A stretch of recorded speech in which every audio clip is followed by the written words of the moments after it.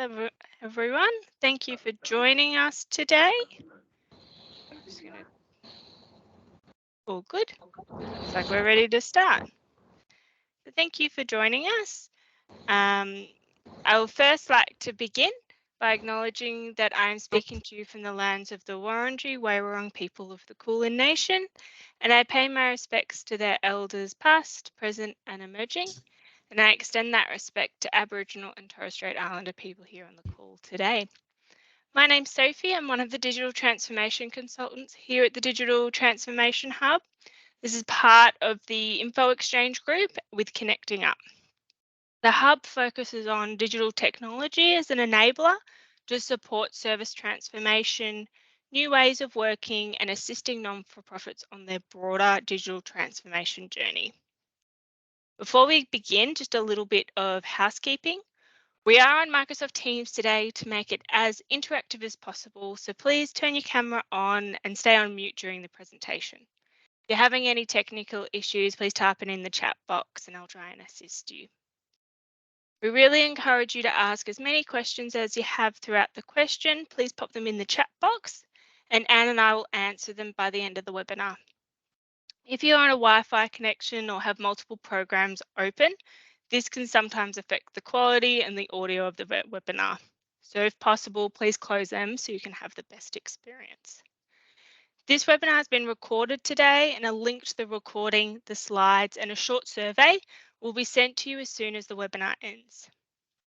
Today, I'm excited to welcome you to Boost Your Microsoft Team presentation skills and introduce you to Anne, our presenter today.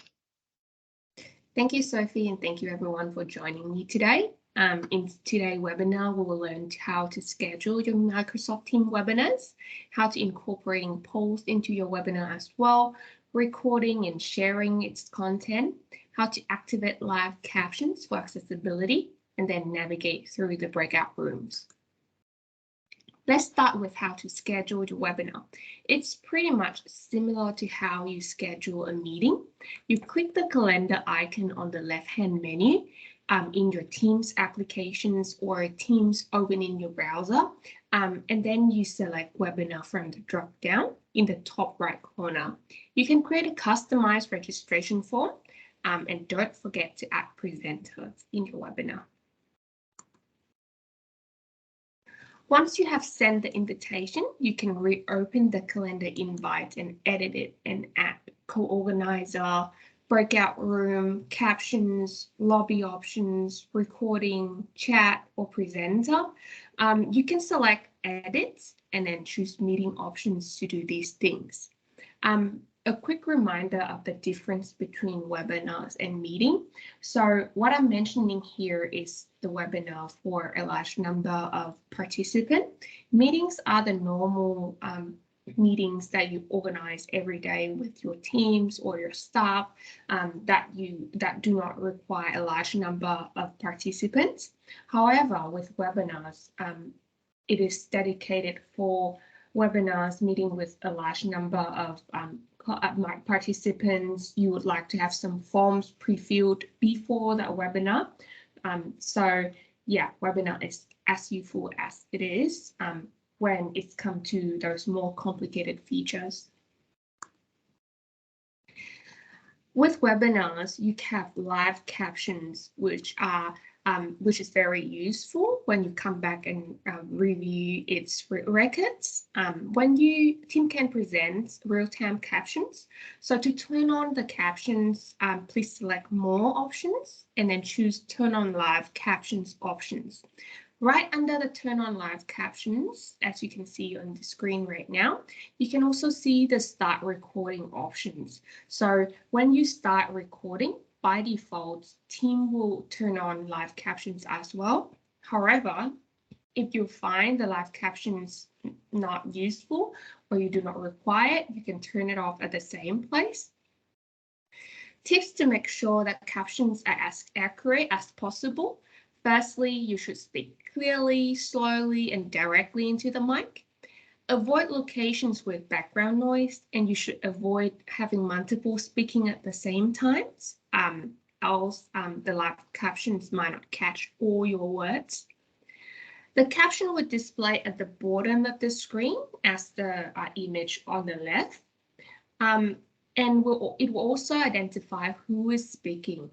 There is a slight lag time-wise when you switch amongst people in the meeting, but don't forget to start your webinar recording if you want to record the whole webinar as well as the live captions. The presenter mode is another wonderful thing with Teams. There are 3 presenter modes which allow you to customize how you appear when present in Teams. The first one is the reporter mode. As its name, it allows you to place content above your shoulder as a visual aid. So you look real like a reporter when you use this mode. The second mode is the standout mode. Your image will float above your shoulder as a visual aid. So the content stand out more. The last one is a side-by-side, which is my normal favorite one. If I want to use a presenter mode, it displays your webcam feed next to the content that you are presenting. You can choose one of these 3 presenter modes if you want to present both content and the presenter. When you share content, select reporter, standout, or side-by-side mode on the content sharing tray. You can also customize the background image prior to starting the presentation by selecting Add Background button. So as you can see right now, both Sophie and I are having a customized background of our office. It's a wonderful thing when we start working from home more and more, and we want to add a background to both preserve our privacy and to look more professional and interesting when we join different types of meetings. So please feel free to add a background. Be free to customize your own organizational one as well, as we do. In order to switch between different presenter mode during sharing using the presenter toolbar, you can switch between different modes that way, very flexible. The last one, not the last one, but the almost last one feature that I want to introduce today is the create a poll. This is one of the most wanted features that my clients usually ask me when they use webinars or meeting. How can I create a poll? How can I create a quick Q&A, multiple choice for my audience? So the best practice is to have polls set up prior to deliver during your webinar. With this in mind, we'll be focusing on learning today on creating the poll before the webinar. The poll can be launched during the meeting webinar so that attendees can view and answer your poll. By saying that, of course, we all can start a poll during the webinar, but because of a large number of audience, it's best to prepare them beforehand, draft them, and then we can use them in the webinar afterwards. When a poll is launched, it pops up as a notification on the meeting screen and also displays in the meeting chat window. So if the internet of the audience is not that good, or any of your audience cannot find the poll notification pops up, you can tell them to navigate to the chat to view the poll in the chat window. To add the poll prior to the start of a meeting, edit the meeting invite in your calendar. You can find the meeting invite in the calendar tab that initially you used to create a new meeting invite or a new webinar. In that edit, once you click edit, you select polls, add, and then save. Select the plus button, new poll, as on the image on the screen, and select the type of poll, for example, multiple choice, and then you enter the questions and options and then save them. Repeat this step for all poll questions And then you can, as you can see on the screen, there are multiple questions I created as draft. Once you have the question in the polls tab, you can drag and drop them and reorder them to prepare before the webinar. So how to launch the poll? There are two ways you can launch the poll before and during the meeting. So before and during or after the webinar, you can select launch on the polls tab for the poll you are wanting answer to, or select the polls icon in your meeting to open the polls pane and select launch. If you can't find the polls icon, you can click on more, that three dot buttons, and then you find polls in there. Anyone inside or outside of your organization who has been sent the meeting notifications and using Teams on the web can vote. So with both external and internal user, they all can vote and then participate in the poll. So you don't have to worry that, oh, do they need an account or an email with our organization to be able to join the poll. Once the attendees submit their answer, you will be able to view their response immediately, live result. The results can be viewed on the polls tab or poll panes in real time.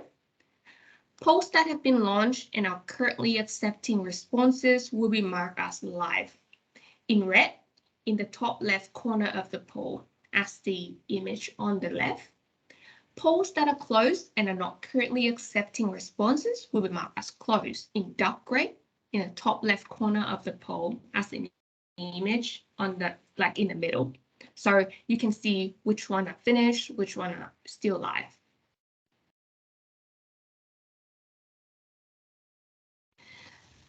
The next one is another features that is most wanted in Teams for around a few years ago when Teams is not updated till the latest versions, but now this features is live and then we use it a lot. Is the breakout room. Just to make sure that you can use this breakout features, you need to use the desktop version of Teams if you're an organizer. So only meeting organizer with the Teams applications installed on their computer can create and manage breakout room. The Teams version in browser, such as Chrome, Firefox, Edge, cannot organize these breakout features. So make sure if you're an organizer of a webinar, install Team application on your computer and try out these features before you actually do it live in one of your webinars. In order to activate breakout rooms, select rooms and then breakout rooms. The create breakout room screen is going to display on your screen. You can create the rooms and assign attendee automatically once you have selected the number of rooms to create, or you can manually create the rooms by select the people for each room. So we are going to look at the automatic assignment as a part of this webinar. In the second image, you can see we will select automatically and then choose create rooms. You can automatically assign attendees to breakout room when they are created. Teams will just evenly distribute attendees to the room. If you want to move people around later in the meeting, it has to be done manually.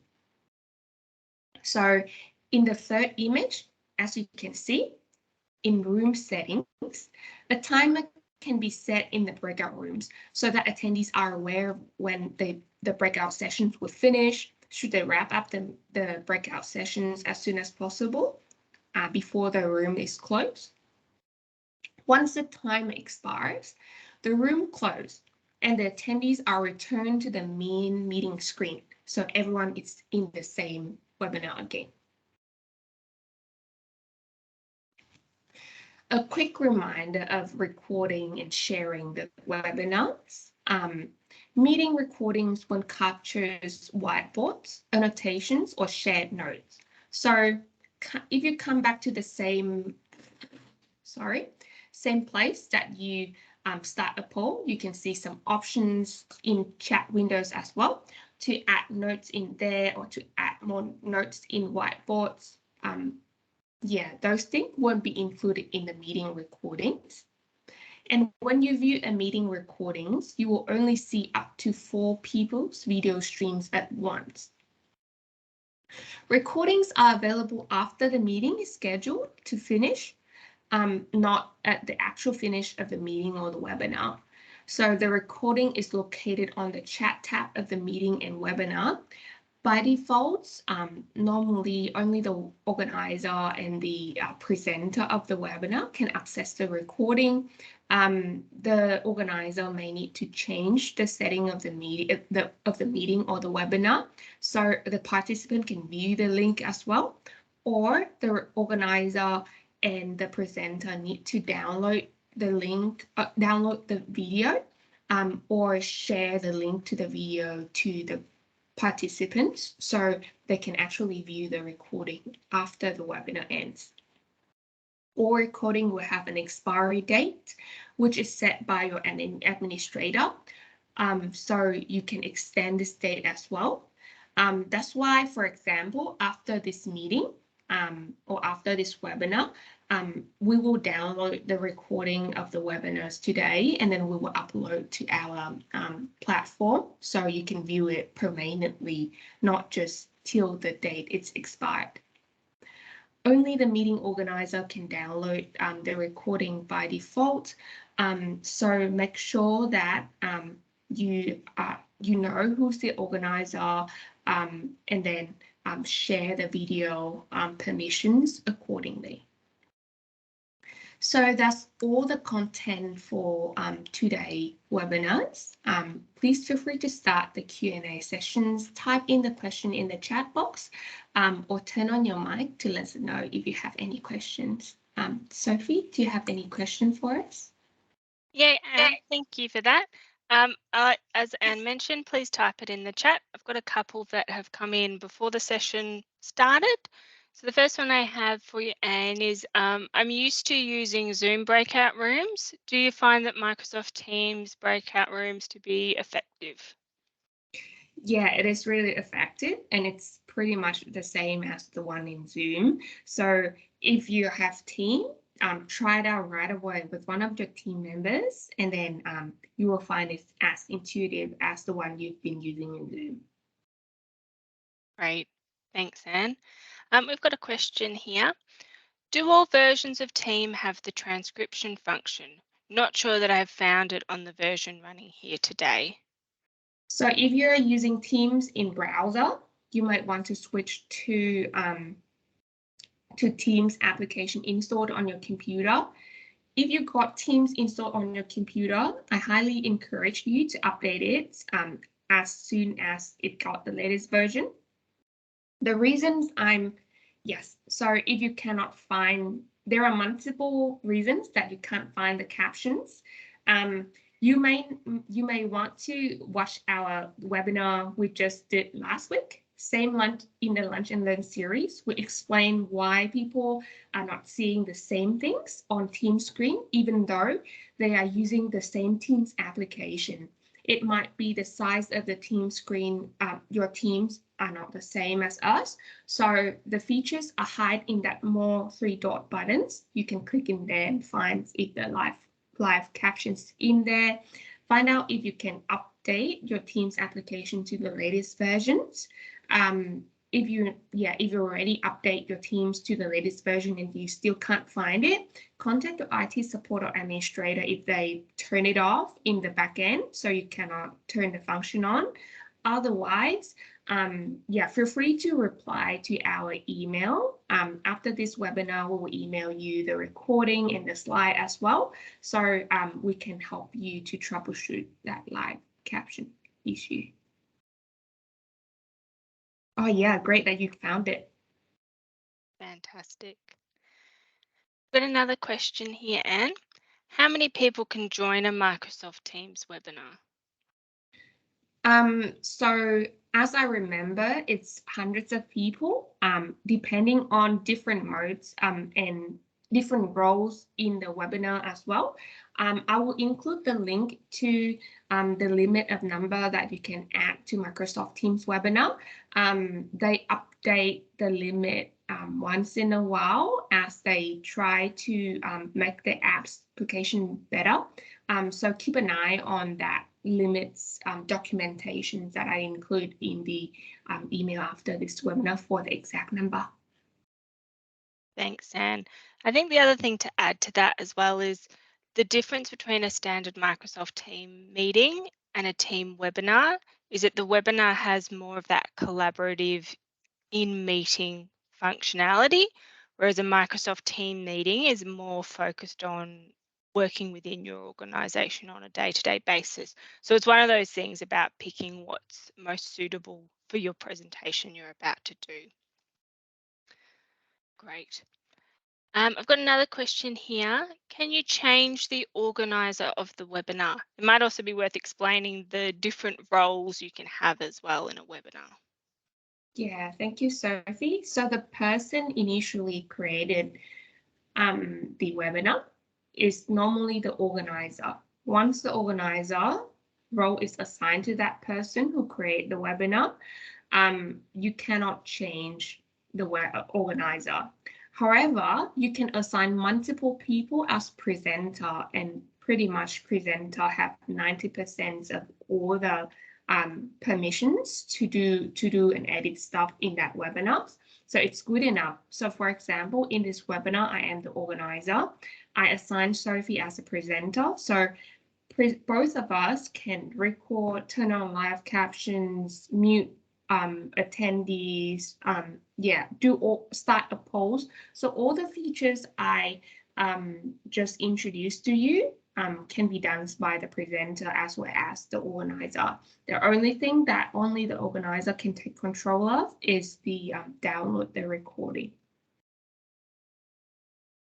Great, thank you, Anne. And Reza, I believe Anne just answered your question in that can the presenter or organizer mute or unmute participants during the webinar? Yes, they can. You've all been very courteous today and I haven't had to do that to anyone. But sometimes we do need to just mute to make the presentation most effective. Great. I've got one more question here, Anne. How can I add as a background? So let me go back to a few slides before. Yeah, if you look at the screen right now, you can add background when you access the presenter mode very easily. You can click on, most of you can find it right in the 3 dots more. Click on that more button and then choose the apply background effects. So you can use the images that Teams already loaded in there, or you can upload your own background. Fantastic. Thank you, Anne. They're all the questions I have for you. If there's any additional more questions, pop them in the chat, or you can also respond to the follow-up email where we'll send you the recording as well as a short survey. I'll say thank you for joining us today. As I said, send any questions through, and I hope you have a nice rest of your afternoon. Thank you, everyone. Have a nice afternoon. Bye. Fantastic. Thank you.